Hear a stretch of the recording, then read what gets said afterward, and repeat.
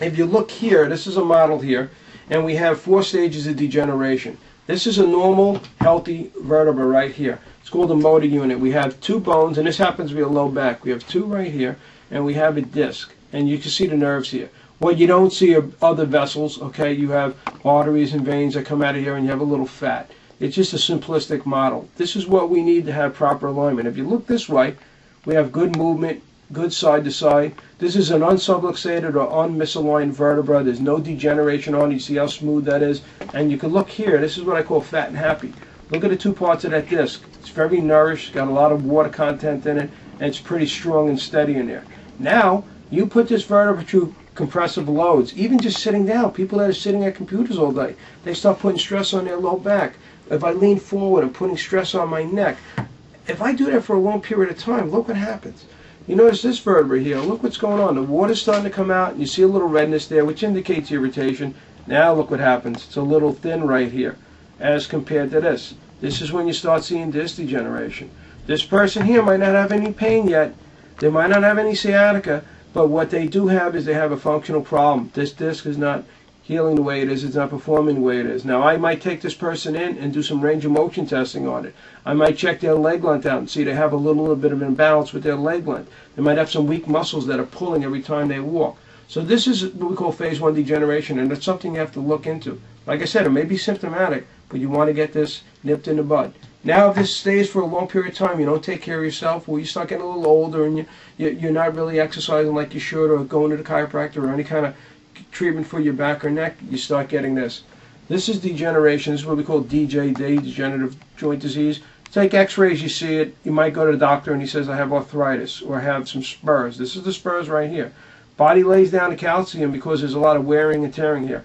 So your joints have to move at a certain movement, certain range of motion. They can't move too little and they can't move too much. If they move too much, they're going to basically degenerate. And if they move too little, eventually they'll degenerate. So faulty movement is what causes this. Now look at this. Can you compare a healthy, fat and happy disc as compared to a dried out? It looks like basically a piece of bacon in there, and you kind of see some of the material migrating out. And that's where you get those disc bulges and herniations that everybody knows about. I herniated a disc. They say I slipped a disc, which really is not a good term. It's more of a protrusion or herniation that comes out. And look what that does. That can put pressure on the nerve, and it could cause a lot of chemical irritation in that area. This could give you sciatic pain if it's in the sciatic nerve or one of the lumbar nerves that go down your leg. If this was up in your neck, it could give you radiating pain or pain down your arms or a carpal tunnel type syndrome. We do not want to get this. This is phase 2 degeneration. We want to try to prevent this the best we can, and we can prevent it if we get it early. This is basically the last stage. This is like a phase 3 degeneration, and these phases I'm giving you are just determination. Everybody has a different phase scale we use. We like to keep it simple from normal to phase 1, 2, and 3. But look at this. This is basically bone on bone. You get a lot of spurs. There's not really a lot of room for that nerve, and it's kind of dwindling away. Usually the nerve, when it starts getting irritated for a while, it can get really thick and irritated, and that's why people have the pain. They might have injured themselves 6 months ago, but now the nerve has gotten fibrotic and injured, so every time they turn or something, they might have a problem. What happens here, this nerve is kind of just getting really tight, taut, and it's kind of losing its function. And look at that. Once again, we compare it. So let's just compare down the line. This is normal. That's a normal disc. This is a normal vertebra. You can all see that. This has good movement, good alignment. Keep it very simple. Good movement, good alignment. This right here, we're starting to lose our alignment. Okay? And we're starting to lose the disc height. And look what's happening to that disc. Okay? 2 parts of it. Okay? Now we're going to go, now we're going to go into this component here. So phase 2. Look at that now.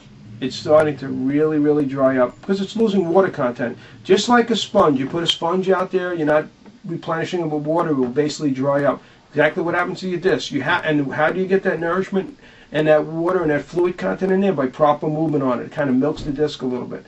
When we get old and stiff and people like complaining, I can't get up and move like that, that's a problem. May not have pain, but that's dysfunction. So look what's going on with this one here. Okay? Now, the last stage. Not much you can do in this stage. This person might have stenosis of the spine, and you can see there's all kinds of degeneration, spurs in here. Okay? That's pretty much bone on bone. That's actually worse than this one here. Even though you got a disc herniation on here, you still have some room. Okay? So what's the moral of this story? What's the answer to the question?